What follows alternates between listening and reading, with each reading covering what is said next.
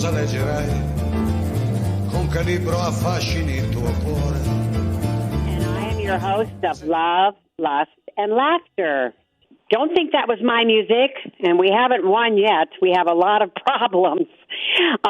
We're going to talk some about these problems that exist and some solutions that seem to be coming our way.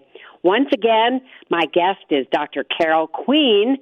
Hello, Carol Queen. Hello, Dr. Diana. I'm so glad to be with you again. Well, I'm glad that you're with us, Dr. Carol. Dr. Carol, I want to read you what I wrote about her in my new book, Love in the Time of Corona, Advice from a Sex Therapist for Couples in Quarantine, my new book. And we have a section, Learn More About Sex, and so Dr. Carol's book was mentioned. And it says, The Sex and Pleasure Book, Good Vibrations Guide to Great Sex for Everyone, Carol Queen, Ph.D. This book draws on, this is what I wrote about her book, this book draws on the vast and diverse experience of the customers of Good Vibrations, the legendary feminist adult toy store founded in San Francisco in 1977.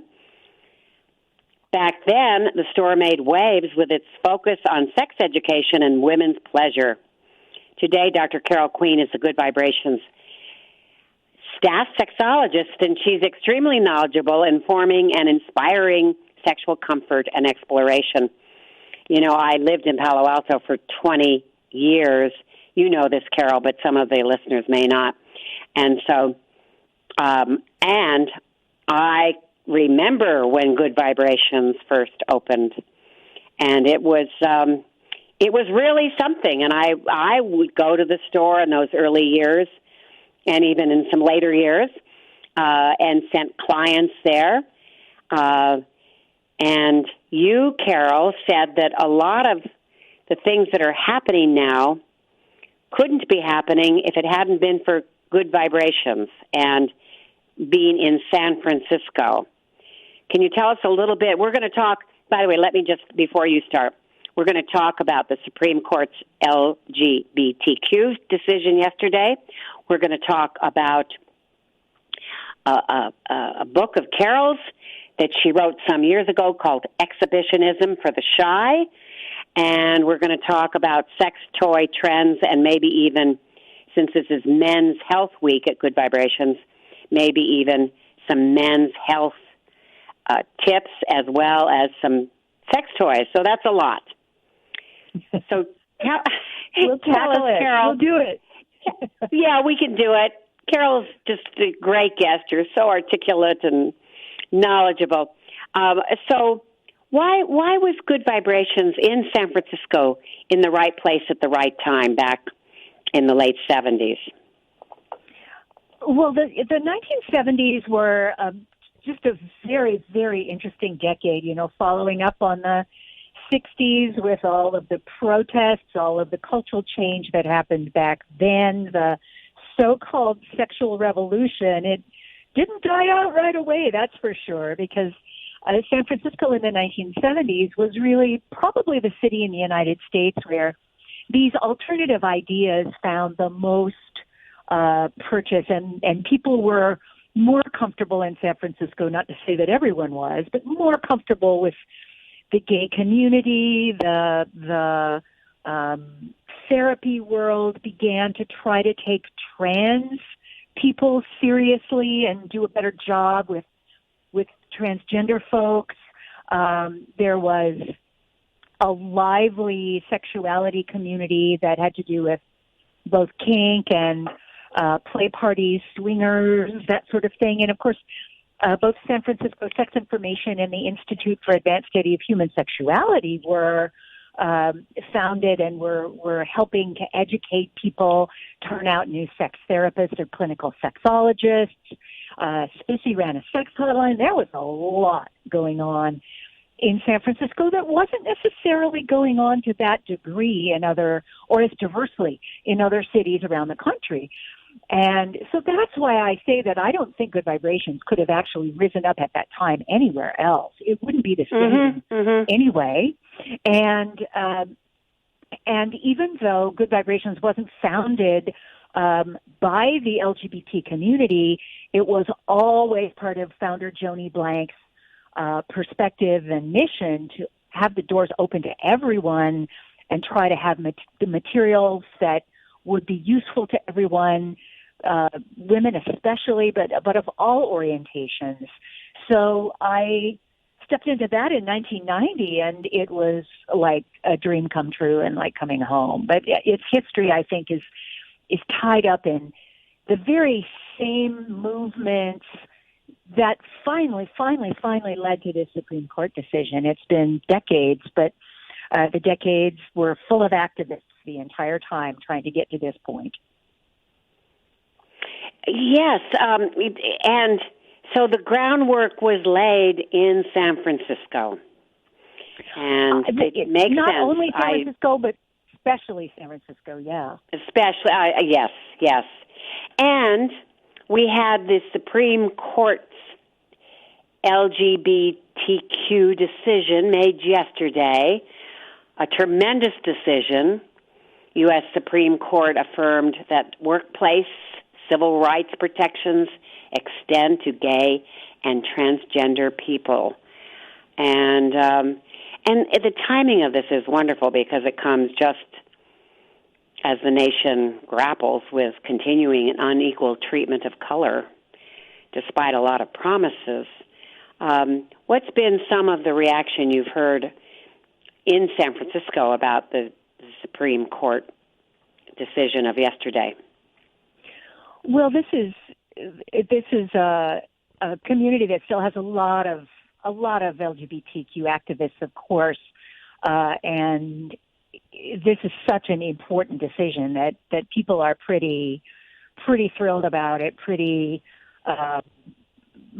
happy, very happy, but also there is still obviously work to do to make sure that people of all colors get equal support and protection under these kinds of decisions. So nobody thinks that all of the work is done, even though it's a very possible, a good possibility that other elements that spun off from the 1964 Civil Rights Act, different decisions that were made subsequent to that mentioned on the basis of sex, discrimination on the basis of sex may be in the target for other kinds of discrimination now. And that's an extremely significant thing. But we have to remember that the Civil Rights Act also said you couldn't discriminate on the basis of race, color, national origin, all of those things. And we certainly have seen in the last number of years, in the case of race and skin color, pretty much ongoingly, that even if there's a law, that doesn't mean everybody follows and abides by the law. So I'm sure that LGBTQ people are going to also have to be vigilant to keep the change that the Supreme Court decision implies in our civil rights. I have a wonderful quote from our Washington State Senator Jamie Peterson. He's a Seattle Democrat in the legislature's LGBTQ caucus. And he said, "It really is a welcome respite to have something that's good for people. Yeah. Good for the rule of law. Good to illustrate the whole government isn't broken and the courts can get something right." So this is a time to end culture wars over who deserves protection from discrimination. Because everyone deserves equal treatment and civil rights protection. And it's been such a battle for so many for so long. And maybe the protests now really, they represent a real inflection point where some things do seem to be changing. Well, some of the analysis that I read last night after this decision really spelled out that polling, including among independents and Republicans, The majority of people in this country don't think that people should be discriminated against on the basis of sexual orientation and gender identity. And that's a long time coming, and more people feel open to protections now than did just a few years ago. And I'm also seeing that more people are feeling open to protections and increased civil rights and human rights for Black citizens than just 4 years ago. So this moment of rage and activism that we've been seeing for the last 2.5 weeks, it is making a dent. We're not sure yet how large a dent, but it is making a dent in people's denial. So I hope it's not going to take decades the way it did for LGBT rights to get a decision this positive when it comes to the people of color that are in this country also fighting for similar kinds of rights and more. But it gives me some hope. It really does. It looks like the needle is moving on public opinion in both of those ways, and that's really so important. You put it so well, a dent in people's denial, and that the needle is moving. Yes. And it's about time. But there's still a ways to go, and nobody wants to sit on their laurels, right? They've been working at this for way too long. And yeah, it's a too little early for important. laurel sitting. but thank goodness that we see some movement. That's the least we should see. At the very least, yes. I was pleased, I think we're both friends with Mark Schoen, the founder of Sex Smart Films. Yeah. And he's just a wonderful man. He gave my book a really nice blurb. He says, it's a year's worth of sex therapy in one volume. That was generous, and I hope it's true. I think it is. Anyway, Mark Schoen's film Trans, which was made about 10 years ago, is now number 1 on Amazon Prime. Wow. It's have you seen the film Trans? I don't even think that I have. Now that it's on Amazon Prime, I should go and see it. Yes, and also if you go to sexsmartfilms.com, you can see it for, I think, some of his films and videos are free, and others he charges for. And I think you can watch the film on Sex Smart Films for free, for $2. I think it's $2, something like that.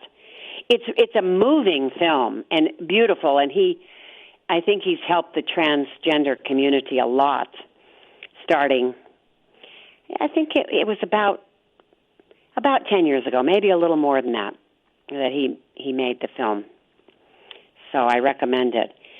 So shall we move on to? Do you have anything else you want to say about this Supreme Court decision that was made yesterday? I just want to shout out that one of the things that was really extraordinary about this decision is that the majority opinion was penned by one of the conservative justices, and like a lot of people in the conservative community have their little panties in a knot today. And yesterday there was a lot of outcry and sturm und drang there, but the culture wars are not over, but you don't always know where these things are going to land. That means we all need to stay vigilant. We all need to be activists who can be, and support the activists who can get out there and be the point of the wedge. But we're at a time that we can see that change is possible. And in this particular time of in history, that's just so important. I want to make sure that everyone takes a deep breath and continues to push for progressive change. Absolutely. And, this is Pride Month, and yes. a lot of folks would be normally out and about celebrating with others, and that's been diminished a lot. or rescheduled. Is that true from what's happening in San Francisco? It depends on the venue. I think in the city and so forth. In San Francisco, I think there will be a lot of things that are online, but also I don't think that the parade has been moved up a few months. I think it's been postponed for the full year. The Los Angeles Pride that was last weekend was really basically given over to supporting Black Lives Matter, Black, trans, and queer folk who, especially trans women who are at such risk compared to almost everyone. And so there was a substantial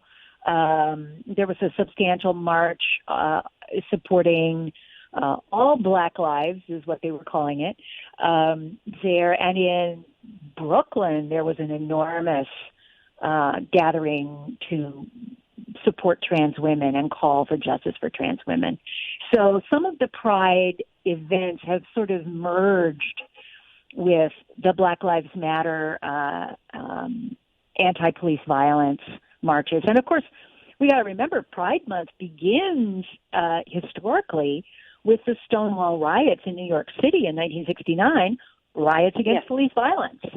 So it all braids together, really, historically, then and now. It's been over 50 years, but we're still working on these issues. Those communities in particular who are most impacted by badly behaving officials. Well, there's got to be change, and it appears to be happening slowly. Fingers all crossed for this. Everything crossed. Extraordinary time that we're living through right now. It's not an easy time, but it's an extraordinary one. It's an extraordinary one, and so let's pivot to something a little lighter, and that is your book, Exhibitionism for the Shy. What year was it published? 1990 what? 95. It was my very first book. It wasn't my first published writing. I had been publishing erotic stories and essays already, but it was my very first full book, and intended to be a sexual self-help book like yours, with the focus on getting comfortable showing off your sexiness and feeling comfortable and confident in your erotic self, with exhibitionism as the root for that. And I like your description, and I'm going to share it with the audience. Exhibitionism is a consensual erotic pleasure and a means to overcome shyness and body image issues. So you have exercises that feature erotic dress, talk, personas, and role play. And you interviewed a lot of people. Annie Sprinkle, Nina Hartley. She has a blurb you may have noticed in my book. Yes, she's a friend. Did. She's a friend, and she's a wonderful person. She's so bright and caring, and has been a porn actress for, well, probably 40 years. 35 years or more. 35 years, yes. Yeah. And a sex educator. She has good sex ed. You probably carried some of them at Good Vibrations. Do you carry any sex ed videos? We now have just streaming online video. We have a link for that. But yes, from the very beginning that we carried videos at Good Vibrations, which I think started in 1989, having them in the stores. We always had Nina movies. We had her sex ed movies, as well as the things that she did with Candida Royale. She was right up at the top of my list when I made a list of people that I wanted to interview for the book. And the reason that I interviewed as many porn stars as I did is, of course, they are getting out there and doing it and at least looking comfortable, if not feeling completely comfortable. But in general, if somebody is an erotic performer, they have figured out how to cook up the persona that they feel most comfortable representing to the world, the things they like to do and show off. Those are professional skills for those folks. And I know that not everybody who explores exhibitionism will turn into a professional, although I did not foresee the advent of camming 25 years ago, and many more people make the leap to being a professional exhibitionist or pro-am, I guess, now than I knew would in those days. So it's really a way to try to pull their insight out and represent it for as an honestly shy person at home who would really like to feel more comfortable but just doesn't know how to get there. Well, something a little personal, but I think relevant for the conversation, is that in the early 70s, for about a year and a half, at a very large, luxurious hotel in Miami Beach called the Americana Hotel, I was a showgirl in a production called Mon Petit Amour. There were 6 dancers and 6 showgirls. So I had these beautiful feathers and all kinds of gorgeous costumes. And yes, I worked bare-breasted with glitter on my nipples. Hooray! My daughter laughs because sometimes she calls me glitter tits. And I did this, of course, years before I had her, my first child. And actually, wearing glitter on my nipples toughened my nipples, and it made it very good for breastfeeding later with her and then later with my son. Well, that is a fun fact that I did not know. I know, not very many people know it. Well, now, of course, and I want to tell the people out there who want to glitter their nipples that they should wash it off before someone else puts their mouth on their nipples. Adult or child. Absolutely. Glitter, you shouldn't be ingesting glitter, really. No, so, no. This was instead of a pasty. We would put the glitter on with a little eyelash glue. Yes. Oh, that's great. But I learned how to present myself and to be alluring on the stage, and of course the choreographer helped us do all of that. But so my husband feels like he's a lucky man because I love to do a striptease. I love to wear different outfits, and not every time, but it's fun. And as I dance for him and remove clothing slowly, I can, as I watch his face getting more aroused, then I get more aroused too and moving with the music. So Isn't that true about being the performer, so to speak, the exhibitionist, that it can increase your own arousal as well? Absolutely. For one thing, particularly when you're dancing and moving, you're embodying your sexual allure in a very particular way. You're not lying there hoping that your body looks okay in the position that you've chosen to lie there, which, of course, it does. Everyone is lovely.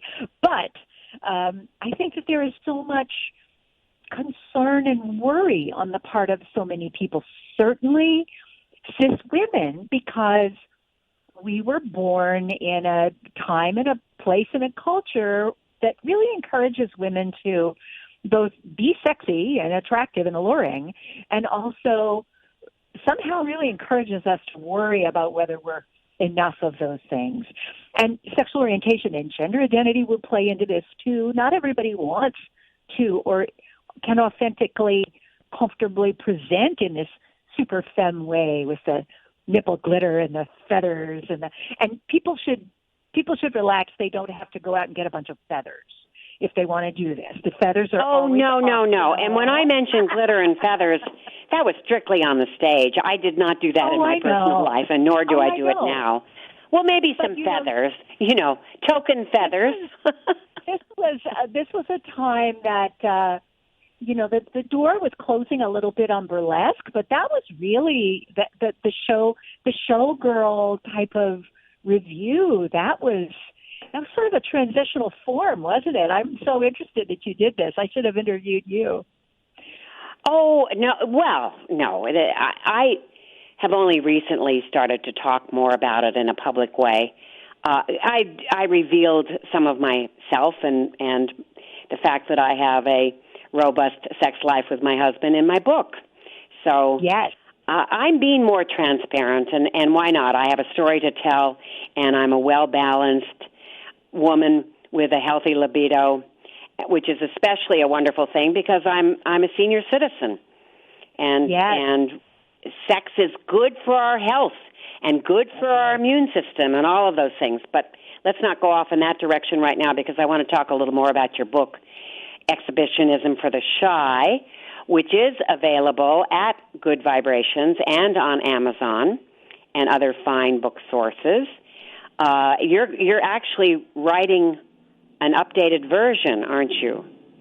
Yeah, the updated version came out a few years ago. The original one, of course, 25 whole years ago. So I was able to add a few new interviews. I was so excited to get Margaret Cho as one of my new interviews. And not everybody knows this, but for a while there, Margaret was running a burlesque review and traveling from town to town with it. It was just one of the performative things that she did, and she had a really diverse group of people. It was fantastic. I was lucky enough to see it once.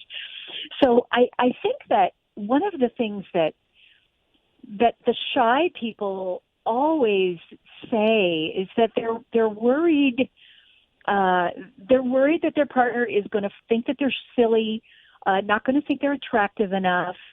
And so the first message I want to send is that you are not doing this for your partner. You are, but you're not. You're doing it for yourself. You're doing it for the comfort, the fun, the ability to get more into what it is that you really like. Not everybody is going to be an exhibitionist in the same way.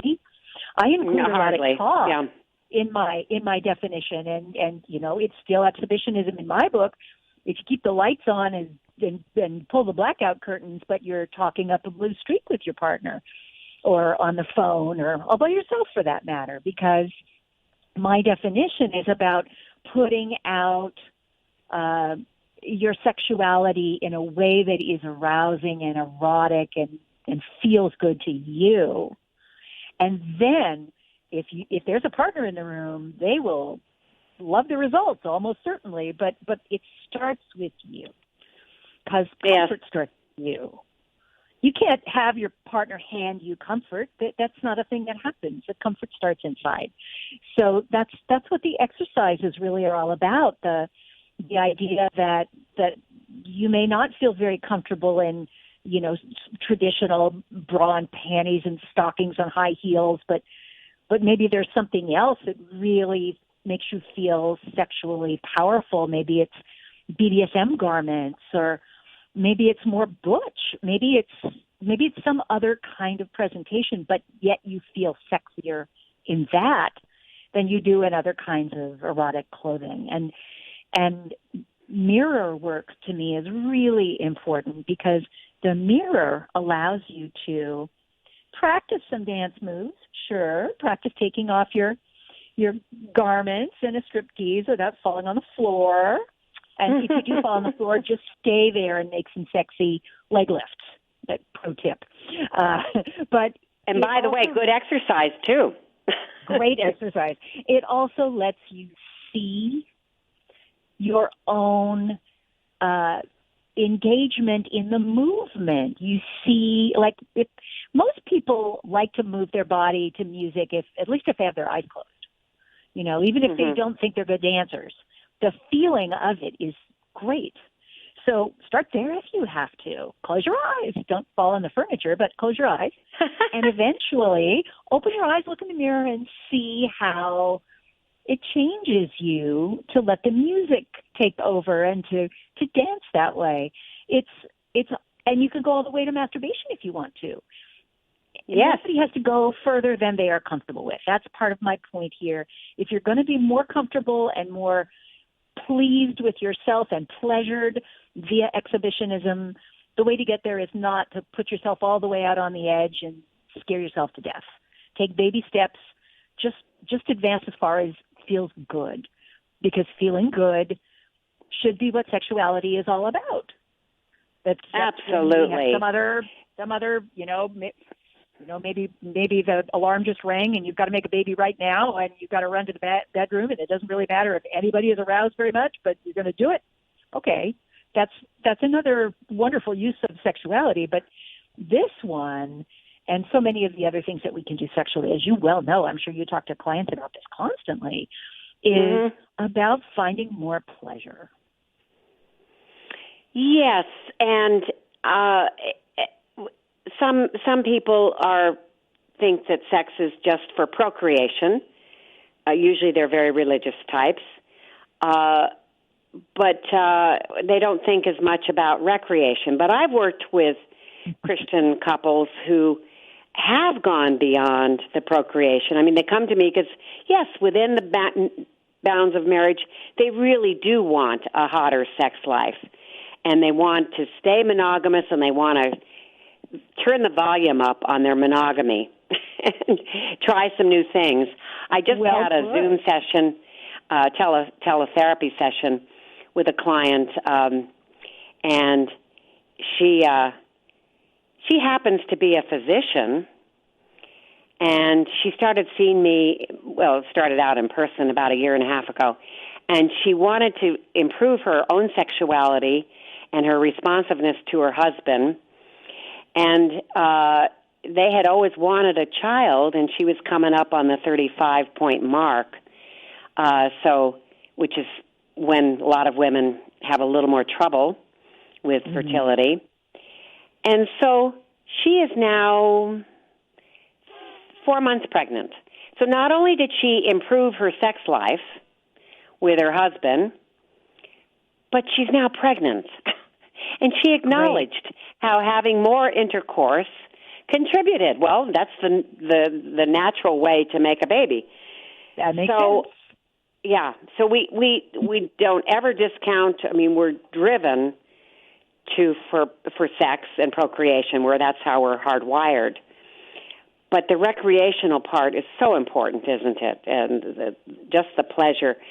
And what I really like what you say is, and kind of summarize before we move on to erotic talk, what you look like to others is not as important as how you feel experiencing eroticism and pleasure. I like how you bring it back, and you just were saying that too, how you bring it back to the individual, how you feel. Because then you can project much more authentically a sexy persona. Because you may begin to feel more sexy, and that's really sexy. It's much, much easier to be playful and show off from that perspective, or from a, wow, this really turns me on perspective, than to grit your teeth and, step out in the middle of the bedroom and totter on your heels and hope you don't fall down when you're taking your clothes off. I mean, it's just, you don't have to do it a certain way. You can find the way that works for you. And the wonderful porn performer Aunt Peg, Juliet Anderson, who was actually she was the one who discovered me. I found out. She's the one who discovered what I have a siren going on outside of my apartment here. Who discovered Nina Hartley and brought her into the movies. They were both based in Berkeley, California, which most people don't think of as the home of porn, but it was the home of both of them at that time. That's right. And Aunt Peg said something so wise. She didn't start doing porn until she was over 40 years old. It's one of the reasons that they called her Aunt Peg, is that she was always sort of the older woman in these movies that she did. And at the end of her life, she was making her own erotica movies for elders. Hardly anybody has ever done that, and it was so significant. And she said, you know, women are wired or taught to think that people are judging our bodies and our looks. She said that's not the way, in my experience, men operate. When they look at us and they see what they like. They see what they're attracted to. They see the things that please them the most, and the other things fade into the background. Now, many of us have run into men who aren't very polite and who criticize, but that's not the kind of partner you want in the first place. And she really emphasized, don't think that they're looking at your body looking for flaws. They're looking at your body wanting to have intimate connection with their partner. And I think that's really reassuring, particularly to people who think they're too something, too big, too small, too old, you know, any of the things that might be playing as loops in our head. I'm just so glad that she put it that way. I think it was really wonderful and wise. I have seen her perform, and I got to meet her at a party in 1995 in San Francisco. Who knows? You might have been there. It was the 50th birthday party for Kat Sunlove? Was it Kat Sunlove's birthday party? Yes, it was. That was a great Were you at that party? I was there. Yes, and I hung out a lot with Candida Royale, Candace. Oh.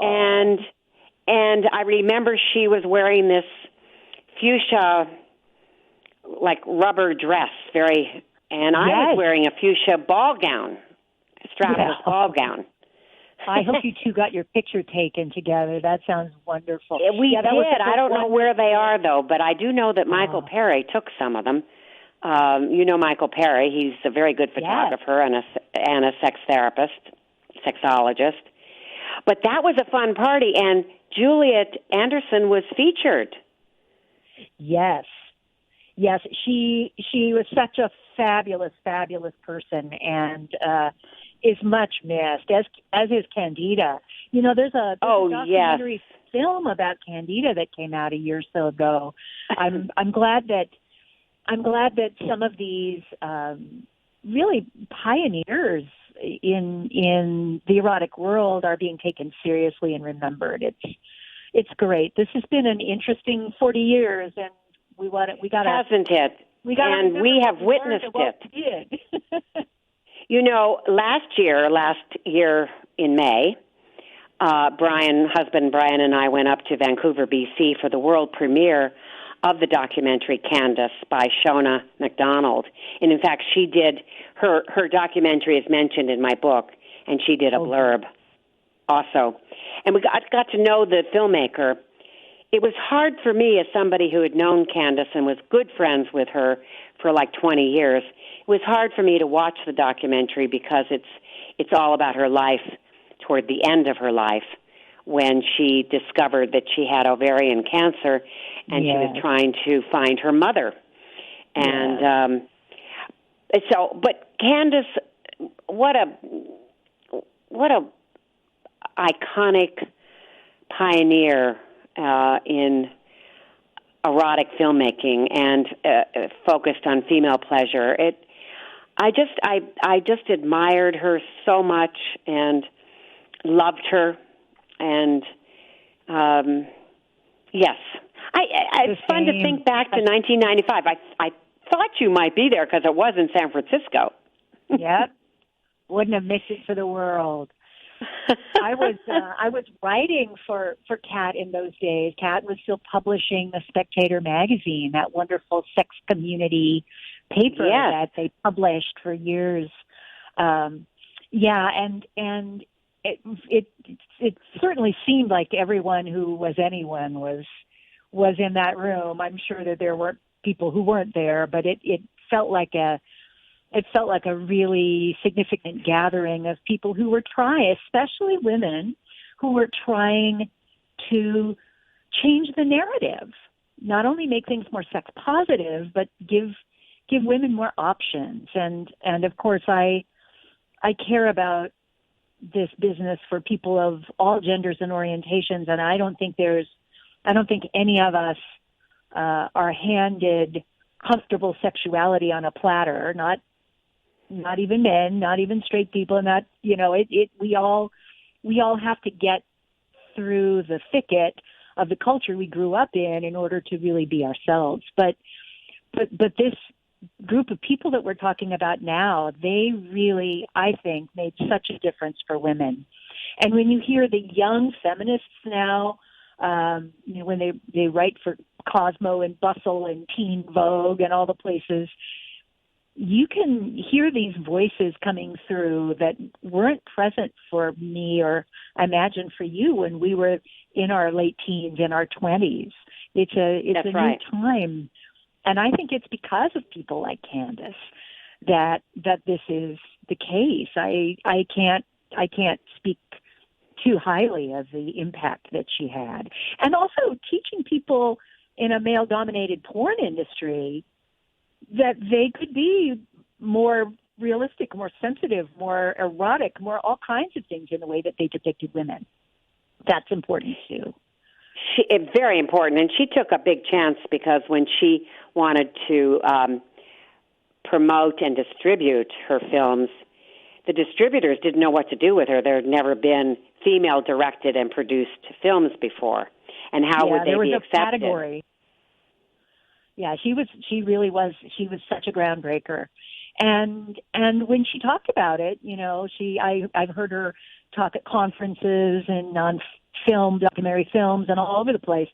She always basically just says, why wasn't there something like this already? I just had to, I knew that my work in front of the camera was not in vain when I realized that I could go behind the camera and bring a different perspective to this kind of movie. And meantime, she was informed by her own work as a porn actress, starting in San Francisco. Yes, that's right. That's right. In the early 70s, I believe, her first film was released. Her first erotic film was released in 1984. So she was the first on the scene. Yes, I still miss her. She died in 2015, so 5 years ago. I still miss her. She was such a presence and such a wonderful, bright woman with a good moral compass, and just you cannot just categorize these women at all. Yeah. I am so delighted. You may know this already, but there's a woman at Harvard who is writing a biography of her. And when I think back into the years when I stepped into this world of sexologists and sex positive feminists, I'm not sure I anticipated that any of us were going to get attention at that level of the mainstream and, the intelligentsia and all of that. And I'm so grateful that her contribution is going to be recognized this way. I just think it's so significant. And hopefully your listeners will want to look forward. Do you know who the person is at Harvard who's writing it? Yes, I'll put you in touch with her.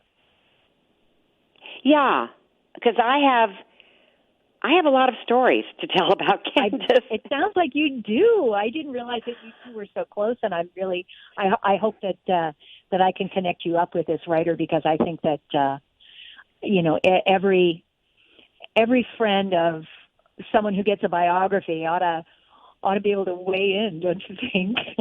And yes. And make the biography, make the portrait of the person as well-rounded as it can possibly be. I know, your listeners probably will really care a lot to know what insight you have on her and her role, and you said plenty of that already. We didn't know we were going to get onto her, but I'm just so glad that we're talking about her. I am too. And actually, both Candace, otherwise known as Candida Royale, and Nina Hartley, and Richard Pacheco, who was another male actor, I'm sure, from the golden age of porn. Yes. All three of them were on this radio show about 7 years ago. Because I've been with Progressive Radio Network now for over 10 years. And then I had a couple of shows done with just Candace individually. And, I still miss her. Well, we should move on. But we were going to talk about this being Men's Health Week. Yes. Good vibrations. Should we end up the show with a little talk about that? Yes, I think that would be great. Okay. It's Men's Health Week everywhere, but of course, when we hear the word health at Good Vibrations, we pivot to sexual health right away, and some health related entities don't really say much about sexual health. So any urologist and any sex therapist knows that there are plenty of men who are worried about the way their sexual functioning is going, erection issues, all kinds of things are part and parcel of what might concern men around their sexual health. But just as I was talking about exhibitionism, I always want to remind men and anybody with a penis, whatever they call it, that appendage getting hard and engaging in intercourse is only one of the splendid elements of sexuality that they can enjoy. And so often in our culture, I think men get the message that their sexuality is only as healthy as their ability to get erect. And while looking at health and erections is certainly relevant, when we put together our page of sexual health things at Good Vibes this week, we wanted to also talk about getting good information and reading books. We wanted to talk about prostate health and the terrific products. Some are anal toys, but some are Aneros prostate health products that people can explore both for pleasure and to basically massage the prostate. And we wanted to make sure that we remembered safer sex because, of course, safer sex is still a thing. We still don't know for sure. Some researchers think that COVID can be found in semen. So if that's the case, it makes safer sex yet another level of importance for us. So we wanted to bring all of these things to front of mind because any pleasure can be healthful, can be good for us, can help us deal with the anxiety of COVID and injustice and worrying about our jobs and families and everything, and taking our own pleasure seriously in all the ways that might look.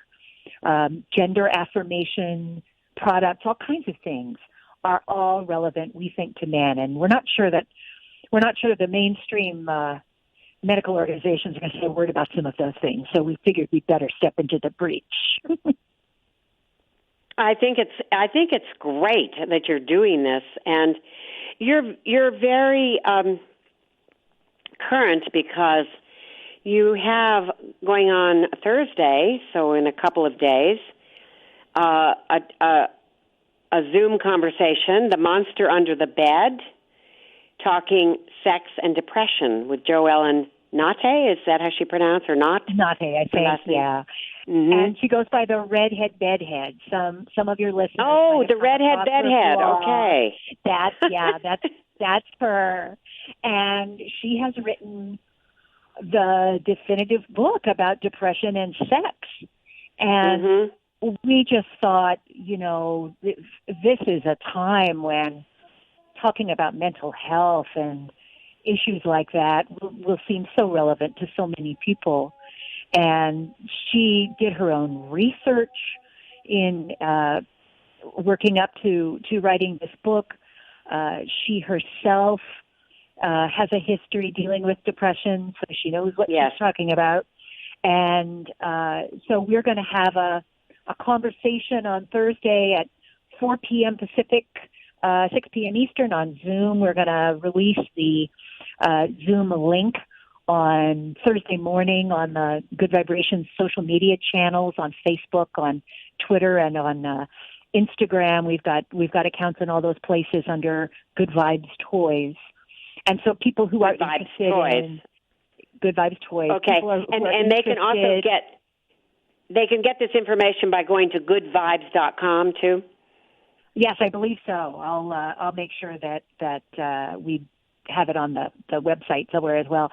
And also Joellen's book is available on the website. So if people have a history with depression, or if they love someone who does deal with depression, they might want to take a look at her terrific book. Absolutely. I'm going to tune in. I think it's a conversation that needs to, especially these days, so many people are depressed, and understandably. And so you're going to be interviewing her on this Yes. Zoom conversation? I'm going to have a variety of questions, make sure she gets a chance to say what she wants to say about her whole process of writing the book and her findings and all of that. And then hopefully we'll have some time to let people get into that Zoom chat function and ask some of their own questions.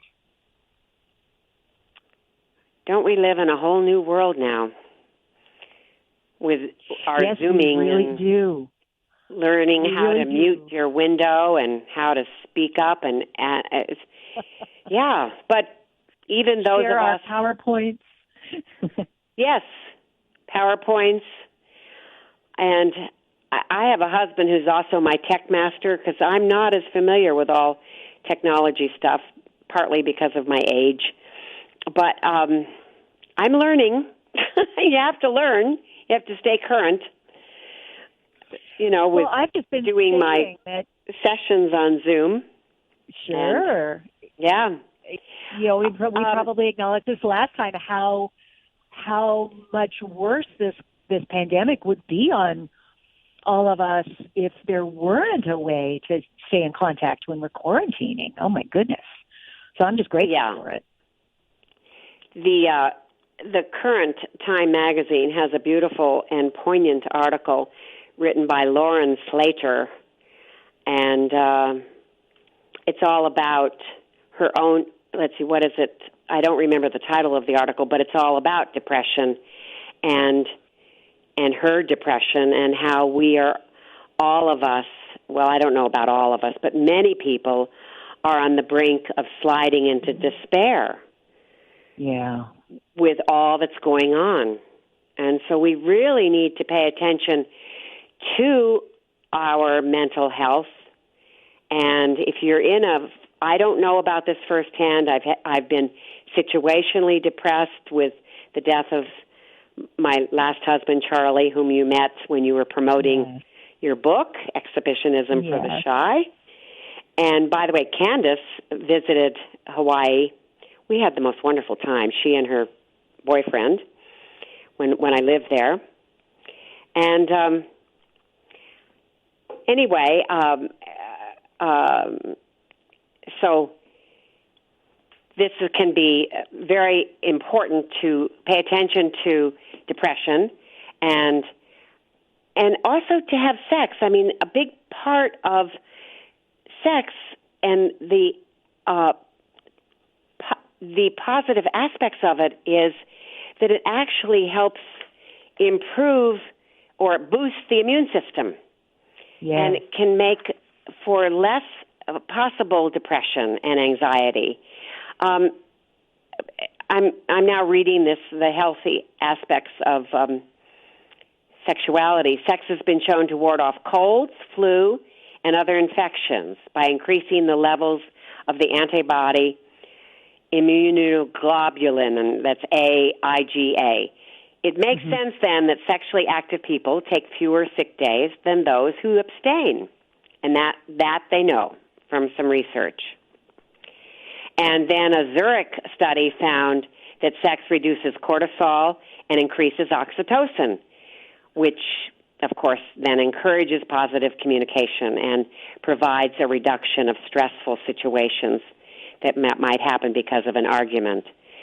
So, of course, that's what my book is all about, too, getting couples who are in quarantine together to find out more about each other, to rebuild their sexual relationship, get on track. And it's good for them, good for stress and anxiety and depression. I think sex making is so this good healthy for us. is so important because, you know, people who have received negative messages about sex, this is never part of the message.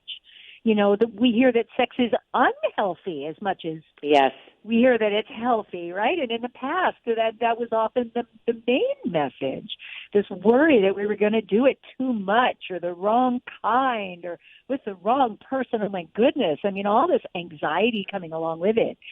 And I think it's worth remembering that our sexuality, our sexual feelings and functioning can be the canary in the mine shaft for health problems, too. If we've had a good sex life and it starts to slide, it's worth going to the doctor and being really frank about it, because healthy sexuality is part of most of our healthy lives, and taking it seriously is always important.